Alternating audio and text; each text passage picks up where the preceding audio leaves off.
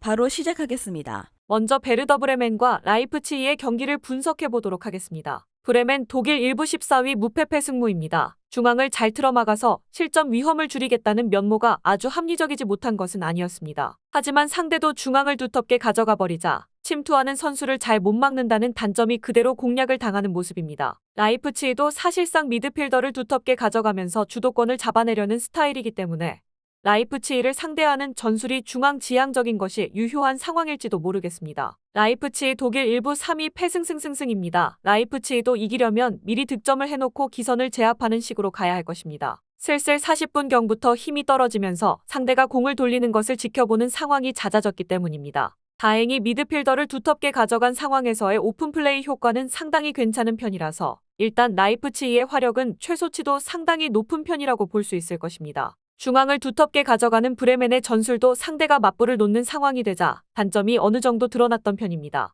라이프치히의 기본적인 화력도 믿을 만한 상황이고 미드필더진이 중앙을 장악한 상황에서는 일단 기선을 먼저 제압하는 양상이 짙습니다. 라이프치히가 유리한 상황이라고 볼 수 있을 것입니다. 다음은 도르트문트와 마인츠의 경기를 분석해 보도록 하겠습니다. 도르트문트 독일 1부 5위 무패패무무입니다. 일단 수비진의 파이팅이나 적극적인 면모는 상당히 좋습니다. 하지만 여전히 공격에서의 난조가 잘 해결되는 모습은 아닌 듯합니다. 브란트 로이스의 조합도 시너지가 그렇게까지 뚜렷한 면모는 아니고 아데에미의 이탈 때문에 에너지 레벨을 보완할 교체 자원도 상당히 부족한 상황입니다. 그나마 마인츠의 슈팅 생성 대비 결정력이 최악 수준이라서 한 골 싸움에서는 기본적으로 도르트문트가 이점을 가지고 가는 것은 있을 듯합니다. 마인츠 독일 1부 17위 무패무패입니다. 하이덴하임에게 0대1로 패한 것도 마인츠의 결정력이 발목을 잡은 상태입니다. 사실 슈팅 자체는 제법 나오는 편이지만 올 시즌 유효 슈팅 비중이 가장 낮은 상황이라서 사실상 난사 이상의 것을 보여주고 있다고 하기도 어렵습니다. 이러다가 세트피스나 역습 상황에서 한 골을 허용하면 마인츠가 조금 더 조급한 상황에 직면하는 패턴이 너무 작게 나온다는 것이죠. 일단 공격력에서 아직 2% 부족한 모습을 보이고는 있지만 수비진의 파이팅이나 마인츠의 너무 낮은 유효 슈팅 비중과 효율이 발목을 잡을 것입니다. 그나마 한 골 싸움에서는 도르트문트가 기본적으로는 우위라고 보는 것이 옳을 듯 싶습니다. 도르트문트의 승리를 예상합니다. 다음은 호펜하임과 다름슈타트의 경기를 분석해 보도록 하겠습니다. 호펜하임 독일 1부 7위 무무패 승패입니다. 홈에서 약한 모습이 있기는 한데 그것도 자신들보다 상위 호환격의 강호들에게만 약한 타입입니다. 중앙에서의 주도권을 잡은 상황이라면 오히려 하위권 팀을 상대로는 화력을 상당히 잘 투사하면서 호조를 이어가는 타입입니다. 일단 다름슈타트가 원정에서는 늘 숙이고 한방인 상황이라서 호펜하임의 단점인 높은 라인이 좀 위험할 수는 있는데 호펜하임이 오픈플레이에서 크게 불리한 상황은 아니라고 봅니다. 다름슈타트 독일 1부 18위 무무패패패입니다. 일단 수비에서는 라인을 낮춘 보람이 하나도 없는 상황입니다. 오픈플레이에서만 25실점을 진작에 넘긴 상황입니다. 그나마 역습을 해보려고 해도 주요 루트라고 할 수 있는 왼쪽에서 뉘른베르거가 발목 부상을 당한 것이 다름슈타트 입장에서는 뼈아플 것으로 보입니다. 그나마 홈이라면 적극적으로 나서면서 중앙의 힘에서 아주 밀리지는 않는 모습을 기대해볼 수야 있어도 원정에서는 애초에 기대 실점 자체가 2골이 넘습니다. 홈에서 약한 것도 중앙에서의 주도권을 잡기 힘든 상위권 팀을 상대로나 그런 면모를 보이는 것이지 다름슈타트 같이 라인을 내림에도 수비적으로 난조가 심한 상대에게는 통하지 않는 이야기입니다. 다름슈타트가 라인을 내린 상황에서도 오픈플레이 수비는 아주 불안한 축에 드는 편이기도 하죠. 화력 싸움에서 호펜하임이 뒤질 이유는 없습니다. 호펜하임이 유리할 것입니다. 다음은 라요 바이에카노와 발렌시아의 경기를 분석해 보도록 하겠습니다. 라요 스페인 1부 11위 무패승무패입니다. 상당히 득점력 침체에 고민하는 중입니다. 가르시아가 최다 득점자 노릇을 해주고 있는 상황이기는 한데 아쉬운 점이 있다고 한다면 나올 때 토마스가 그동안 라리가에서 보여준 잔뼈 굵은 모습을 전혀 보여주고 있지 못하다는 점이 될 것 같습니다. 일단 전방 압박으로 중하위권 팀들을 잘 상대했고 상대도 원정에서 약한 데다가 라요를 상대로는 제법 고전한 바 있기는 한데 라요도 다득점 승리를 보장하기는 어려울 상황입니다. 발렌시아 스페인 1부 10위 무패승패무입니다. 발렌시아는 원정에서 2대1로 하락세의 세비야를 잡아낸 이후로는 리그 승리가 하나도 없습니다.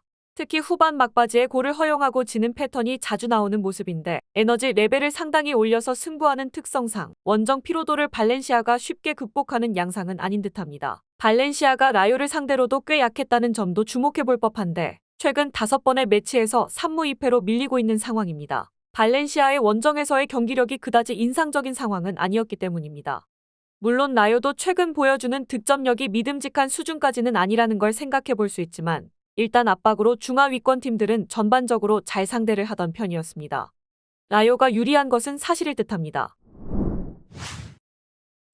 다음은 AT 마드리드와 헤타페의 경기를 분석해 보도록 하겠습니다. 아틀레티코 스페인 1부 4위 승패입니다. 헤타페를 상대로는 전적이 전반적으로 좋지만 아틀레티코도 헤타페를 늘 압도적으로 이긴 모습은 아니었습니다. 실제로 아틀레티코 홈에서 마지막으로 치른 대결에서도 4대3으로 상당히 난타전이 나왔던 것이 사실입니다. 리그에서는 동적으로 움직이느라 포켓 지역에서 허용하는 수비적인 난조가 어쨌든 있는 유형이기도 합니다. 그나마 홈에서는 20연승을 기록하는 등 강세가 상당히 뚜렷하다는 점이 다행이기는 할 듯합니다. 헤타페 스페인 1부 9위 승패승승입니다. 일단 4-4-2의 플랜이 지공 성향의 팀에게는 통하는 편입니다. 하지만 아틀레티코 같이 동적인 팀을 상대로는 셀타비고와의 매치에서도 우세를 점하지 못하는 모습입니다. 그나마 템백으로 그저 버티는 것과는 거리가 멀고 측면과 마요랄의 활약 등 아틀레티코 같은 팀을 상대로도 화력을 기대해 볼 만한 상황 자체는 만들어 볼 수 있다는 점을 장점으로 뽑을 수는 있어 보입니다. 일단 홈에서는 아틀레티코가 상당히 강한 모습을 보여주는 편입니다.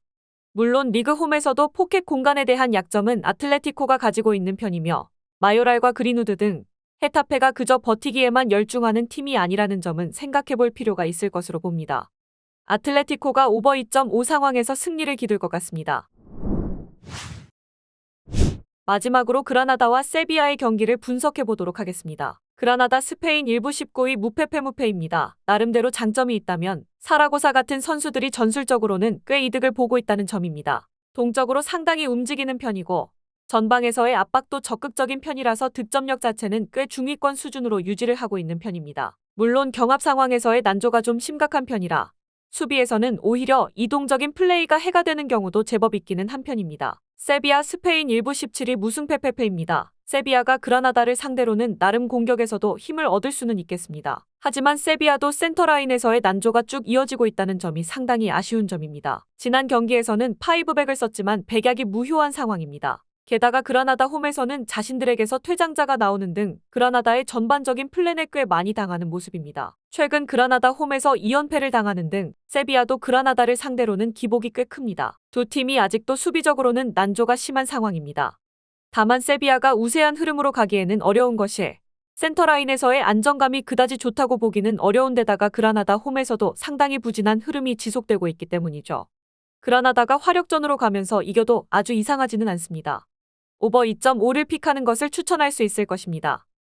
영상에서 알려드리는 내용들은 모두 1차 분석 내용들이며 2차 분석과 최종 조합픽은 영상 하단 고정 댓글 링크로 문의 주시면 안내 도와드리도록 하겠습니다. 시청해주셔서 감사합니다. 아직도 혼자 분석하고 계신가요? 이슬TV 스포츠 정보방에서는 실시간 스포츠 커넥션을 통한 소통하는 관리 시스템으로 확실한 수익을 전해드리고 있습니다. 정보방 입장 조건은 없으며 일반인들은 쉽게 접할 수 없는 배당 흐름 분석, 모든 경기 라인업과 결장자, 마지막으로 분석 모델링을 통한 최종 조합픽까지 무료로 제공해드리고 있습니다. 물론 마음에 안 들면 둘러보시고 나가셔도 됩니다. 혼자 하면 단기간으로 수익을 볼 수도 있겠지만 함께하면 장기간으로 꾸준한 수익이 가능합니다. 정보방 무료 참여하시고 꾸준한 수익을 원하시는 분들은 영상 고정 댓글 링크로 문의 주시면 안내 도와드리겠습니다. 늦지 않았습니다. 함께 합시다.